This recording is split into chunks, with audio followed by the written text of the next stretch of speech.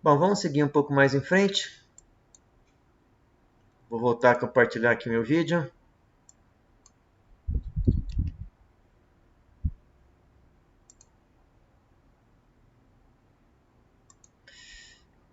Aqui é só um comentário aí sobre minhas variáveis digitais, né?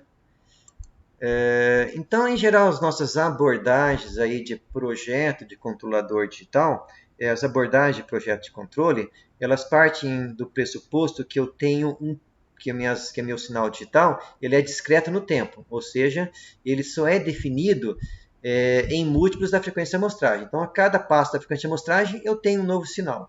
É o que nós vimos quando nós discretizamos aqueles senos, certo? Bom, só que sistemas digitais, nosso sinal ele também é discreto na amplitude, certo? O nosso sinal ele não assume qualquer valor. Essa quantitização ela depende aí do número de bits que foi a resolução do meu sinal, se for 8, 16, 32, 64 bits. Para quem já estudou sistemas digitais, deve estar bem habituado com isso aqui, certo? Não existe sistema de 4 bits, mas só para a gente ter uma ideia, um sistema de 4 bits, eu teria no máximo 16 níveis de sinais diferentes. Sistemas de 8, 256 níveis, 16, 65K e assim por diante, certo?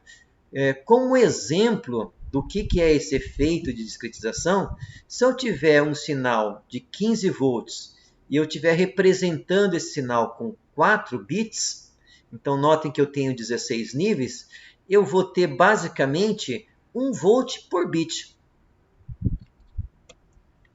Então, por exemplo, aqui, eu tenho aqui o meu sinal analógico, então o meu sinal analógico pode assumir qualquer valor. Vamos supor que o meu sinal tem o valor 2,5. Se eu for discretizar ou digitalizar esse sinal com o valor 2,5, eu vou obter, ou eu obtenho o valor do 2, ou eu obtenho o valor 3, certo? O 2,5 não existe aqui para o meu sinal digital. Quando eu quiser, então, fazer o retorno para o meu sinal analógico, ou eu vou dizer que o valor é 2, ou eu vou dizer que o valor é 3. Então, além de estar discretizando o meu sinal no tempo, o meu sinal ele também é discreto na amplitude. A minha amplitude do meu sinal digital não assume qualquer valor. Como a gente pode escolher aí processadores que têm um elevado número de bits, ou mesmo trabalhar com número com ponto flutuante, né? Esse efeito aí da discretização da amplitude, ele não é considerado na nossa teoria, certo? Então esse efeito a princípio é desconsiderado. Só que a gente tem que ter uma coisa em mente, que é o seguinte, apesar de eu poder escolher um processador de 64 bits, 32 bits e ter uma resolução muito alta, os conversores analógico digital, em geral, eles vão ter 8 ou no máximo 16 bits. 16 bits é um conversor excelente. O mais comum aí para nós trabalharmos em controle vai ser um conversor de 8 ou de 12 bits. É o que é mais comum em controle.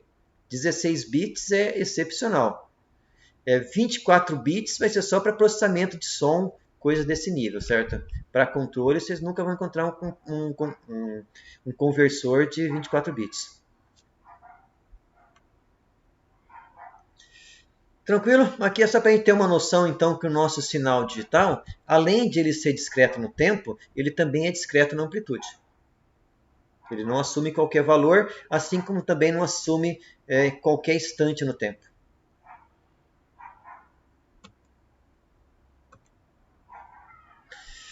Bom, aqui é só um pequeno exercício, né, para a gente ter uma noção. Eu tenho uma lista de exercícios que vocês podem estar pegando aí para dar uma olhada, certo? Para praticar um pouco. Se eu tenho um sinal que ele é seno de 10 seno de 10t, e eu tentar mostrar esse sinal com 50 Hz, a pergunta é a seguinte, isso aqui está respeitando o teorema de Nyquist? Qual que é o harmônico de amostragem? Em que frequência está o harmônico de amostragem? Bom, um cuidado que nós temos que ter é que esse número que aparece aqui dentro do seno, ele está em radianos por segundo. E aqui eu estou passando uma frequência em hertz. Então, o primeiro passo, quando eu for comparar essas frequências, para saber se eu estou obedecendo ou não o teorema de Einstein, é ter as frequências na mesma unidade. Ou tudo em radianos, ou tudo em hertz. Para eu passar esse sinal que está em radianos para hertz, eu preciso dividir por 2π. 2π está na faixa aí de 6, né? Isso aqui vai dar um sinal em hertz, que está uma frequência, eu vou dar um chute aí de 1,5, certo? 1,5 hertz. Ou seja, um sinal que tem uma frequência de 1,5 Hz, se eu mostrar isso com 50 Hz, eu não tenho nenhum problema aí com o teorema de amostragem, né, com o teorema de Einstein, eu estou várias vezes acima. O primeiro harmônico desse sinal, ou os dois primeiros harmônicos, eles vão estar em 50 Hz, mais ou menos esse 1,5 Hz que é a frequência do meu sinal.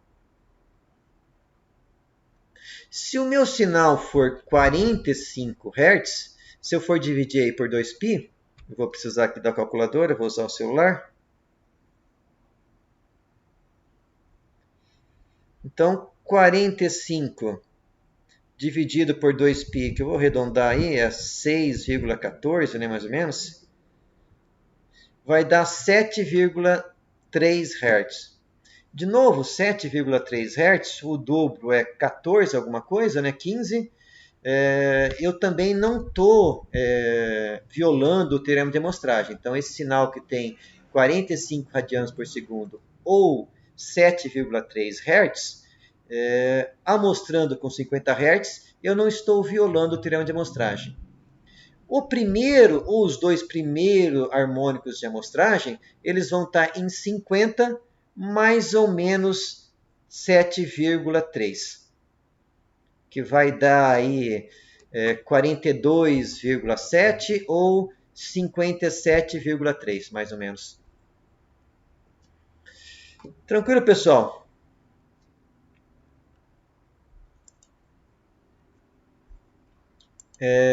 Deu para entender esse exercício que eu fiz rapidamente com vocês, assim, meio mentalmente? Então, se eu tenho um sinal que tem uma frequência de 2 Hz, eu tenho que amostrar esse sinal com uma frequência de no mínimo o dobro, certo? O ideal é de 10 a 20 vezes. Então, se eu tenho um sinal de 2 Hz e amostro com 20, eu estou tranquilamente respeitando o teorema de Einstein. E os meus primeiros harmônicos de amostragem, desse sinal de 2 Hz amostrado com 20, os primeiros harmônicos de amostragem vão estar em 20 mais ou menos 2 Hz, ou seja, 18 e 22 Hz. O meu sinal está em 2 Hz, os primeiros harmônicos estão em 20 mais ou menos 2. Só que em 40 mais ou menos 2 também tem, em 60 mais ou menos 2 também tem mais sinal, então isso vai até infinito. Sempre em torno em múltiplos da minha frequência de amostragem, aparecem réplicas do meu sinal. Tranquilo, pessoal?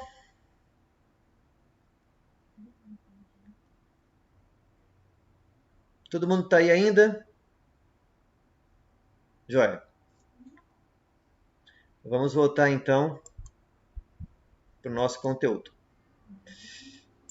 Se vocês quiserem dar um intervalo em algum momento, vocês levantem a mão aí, certo? Comentem, tá?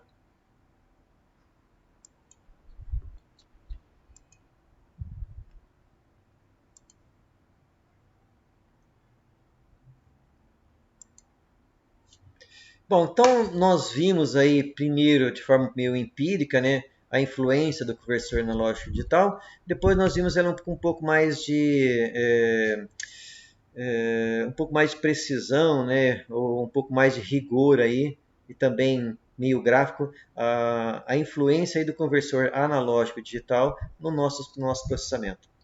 Agora nós vamos ver o conversor digital analógico. Nós temos basicamente dois tipos de conversores. Modulação por amplitude, conhecida aí como zero ordem Rode, e modulação por largura de pulso, do inglês, né, da abreviação do inglês, PWM.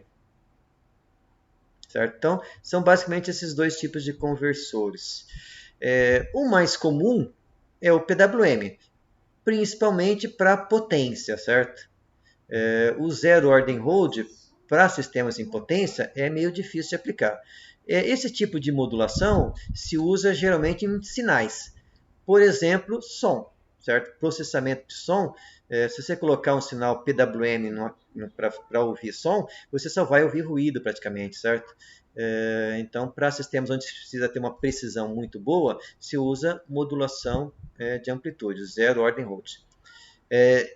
Por uma questão de custo-benefício, quando eu tenho potência envolvida, meu sinal de saída do e geralmente em controle nós vamos acionar cargas que têm potência, é mais comum o PWM. Então vamos ver os dois casos, certo? Bom, primeiro nós vamos ver então a modulação aí de amplitude, certo?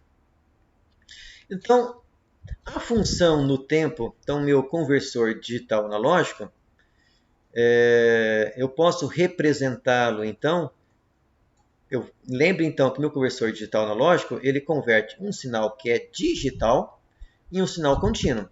Então ele faz o caminho inverso, certo? Ele retorna o sinal para o mundo analógico.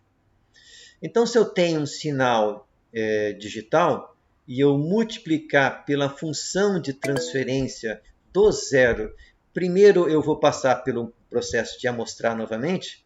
Eu estou colocando isso aqui porque é o que a gente encontra na bibliografia, certo? No meu ponto de vista, isso não precisa aparecer. Então, eu tenho aqui meu sinal digital e eu preciso aplicar a convolução no tempo com a função do zero ordem hold. Então, qual que é a função no tempo do zero ordem hold? É uma onda quadrada, onde eu tenho valor 1 entre 0 e o período de amostragem. Então, meu zero ordem hold tem um valor 1 se o tempo está entre 0 e o período de amostragem, e 0 para todos os demais. Então, eu tenho aqui o meu sinal digital, eu aplico a convolução com o zero ordem hold e eu vou ter o meu sinal reconstituído. Graficamente, é uma visão mais simples, certo? O que eu tenho na saída do zero ordem hold? Eu simplesmente tenho o meu sinal digital e eu estendo o seu valor até encontrar uma nova amostra. Encontro uma amostra, eu estendo isso aqui de novo até a próxima. Encontro mais uma, eu estendo o sinal até a próxima. E assim nós vamos fazendo, certo? Então é dessa forma que a gente reconstitui um sinal analógico. Bom, se o meu sinal contínuo tivesse um valor um pouco mais arredondado, né, a princípio a gente vai pensar, poxa, esse sinal reconstituído parece muito diferente de um sinal analógico que deve ter dado origem a esse sinal, certo? Aqui está amplificado porque foi escolhida uma frequência de amostragem, um período de amostragem grande, certo? Para amplificar esse efeito. Conforme nós estamos diminuindo esse período de amostragem, esses degraus vão ficando menorzinhos até a gente não conseguir mais distinguir. Então, aqui eu tenho o meu sinal digital que foi reconstituído. Eu tenho então o meu sinal analógico que vai estar na saída do meu conversor digital analógico. Bom, vamos ver de novo isso matematicamente, certo?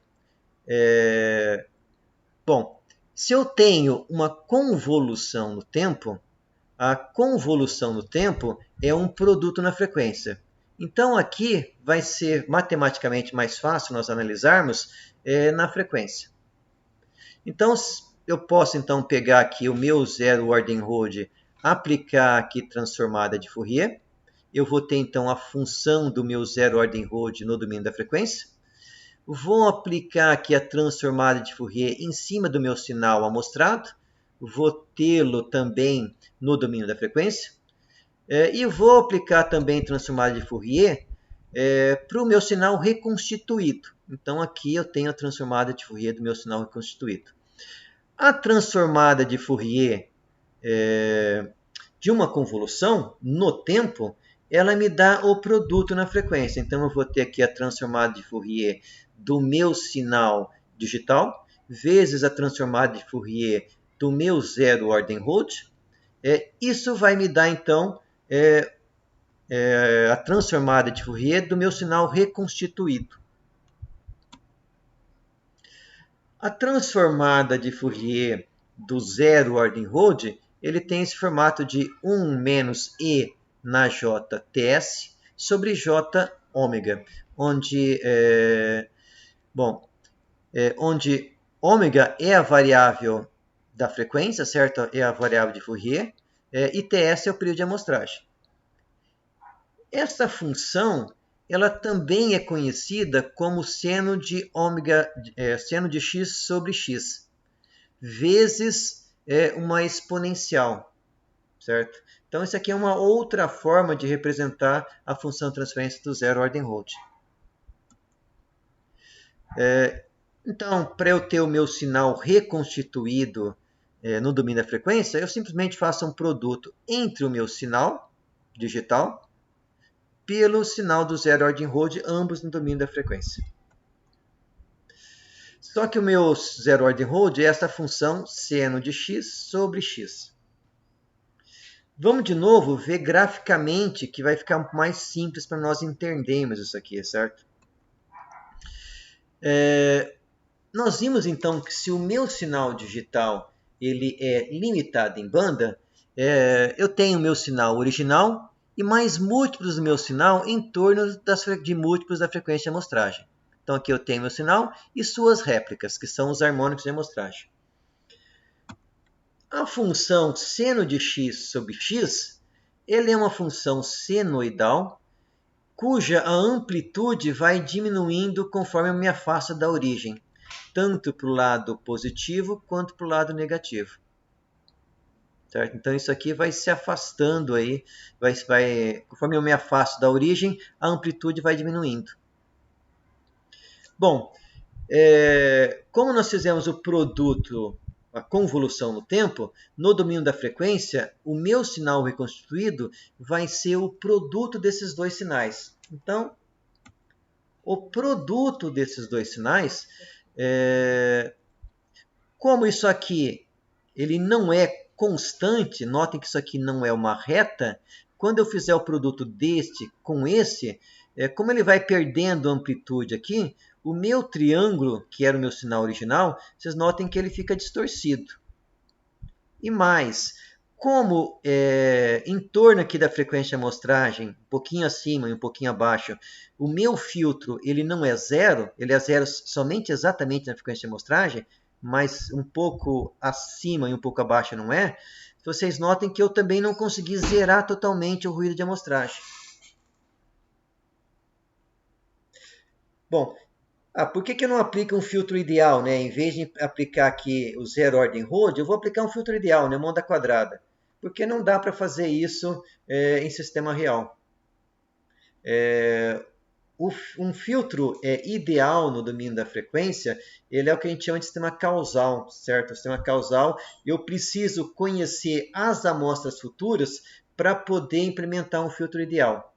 Isso não é possível, certo? A gente não tem como prever as amostras futuras. Então, em tempo real, não é possível implementar filtro ideal, que é uma onda quadradinha aqui no domínio do tempo, da frequência. O meu filtro zero ordem Roth, como ele não é plano, ele distorce aqui o meu sinal. Mas notem o seguinte, se a minha frequência de banda fosse menor, pelo menos 10 vezes menor do que a frequência de amostragem, o meu sinal ia ficar concentrado nessa região onde o meu seno aqui é praticamente plano.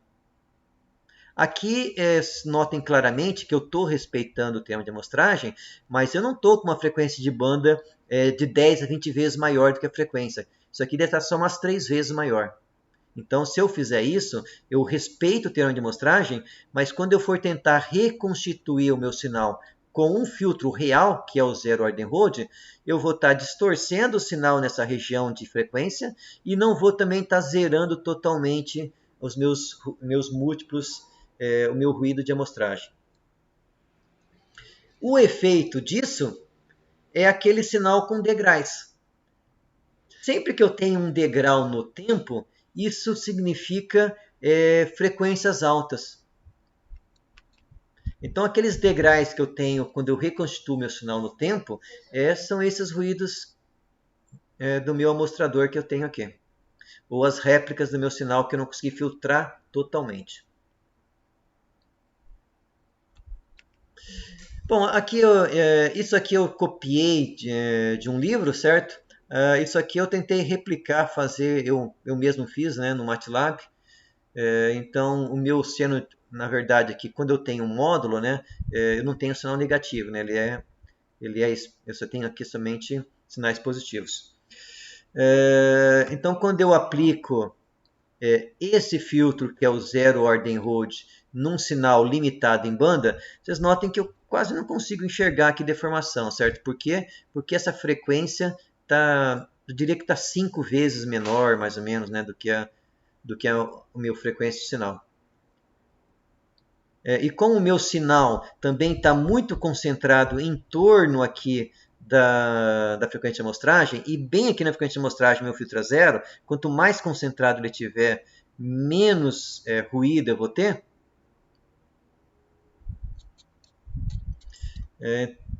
Então, vem daí a recomendação de nós usarmos uma frequência de amostragem de 10 a 20 vezes a frequência de banda, certo?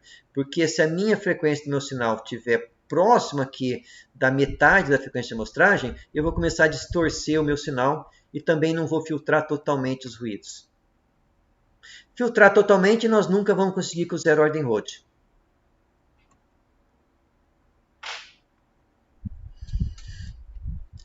Bom, então, além dessa questão do meu filtro não ser ideal e ele começar a atenuar o sinal perto da metade da frequência de amostragem, o meu Zero Ordem Road ele também coloca um atraso no meu sinal.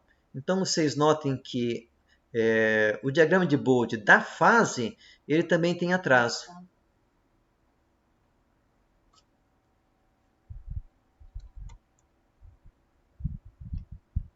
Dá uma paradinha.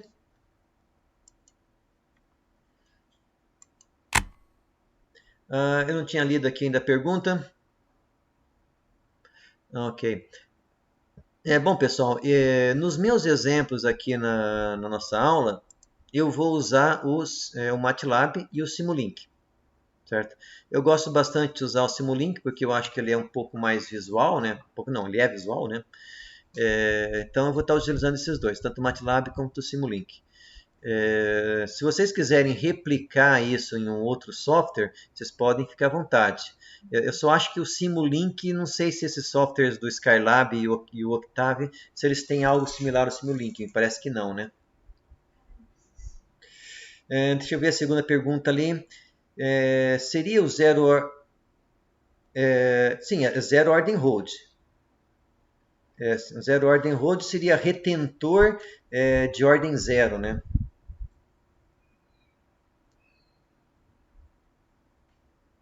Então, aquele ZOR é o Zero Ordem Road, do inglês, né? Respondi tanto aí para o Diego quanto para o Milton? Sim, professor. Tá joia. Professor, você Oi. pode explicar de novo a questão do atraso de fase lá do sinal, por favor? Certo. Então, a função seno de x sobre x, além de ter aquele módulo que nós vimos, ela também tem um atraso, certo? Na fase do sinal. Deixa eu ver aqui. Opa.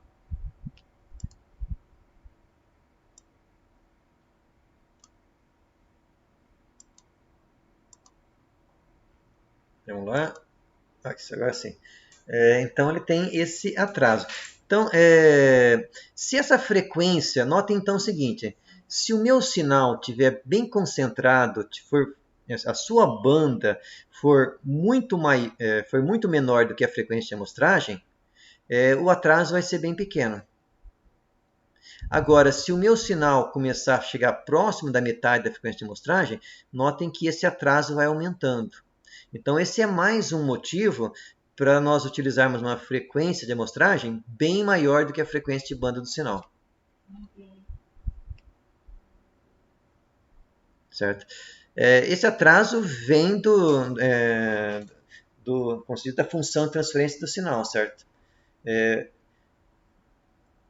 De forma meio intuitiva, deixa eu ver se eu tenho o sinal aqui, isso aqui. Notem o seguinte, vamos supor que o meu sinal ele faça uma reta aqui entre esses dois pontos, certo? Como eu seguro o sinal por um certo tempo, esse segurar o sinal é que é o atraso. Certo? O sinal contínuo ele já está num outro valor, mas o meu sinal reconstituído continua no valor do início do sinal, certo? Então, assim, meio que intuitivamente, é isso que representa aquele atraso, tá? O fato de eu estar segurando, de certa forma, o sinal.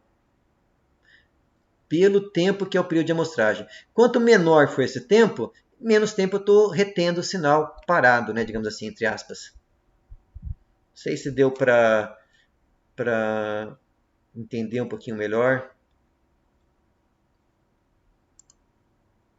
Certo? Essa que é a ideia. Como o meu amostrador segura o sinal, o próprio nome é retentor, né? Ele retém o sinal no mesmo nível, isso na verdade, no domínio do tempo, representa um atraso na fase do sinal. Né? Tá joia? Por isso que também que quando eu trabalho com frequências de amostragens que não são muito altas, a dinâmica do zero ordem Rode começa a ficar importante. Se eu trabalho com uma frequência de amostragem muito alta, esse atraso vai ser muito pequeno e vai fazer com que a dinâmica do zero ordem Rode seja desprezível. Certo?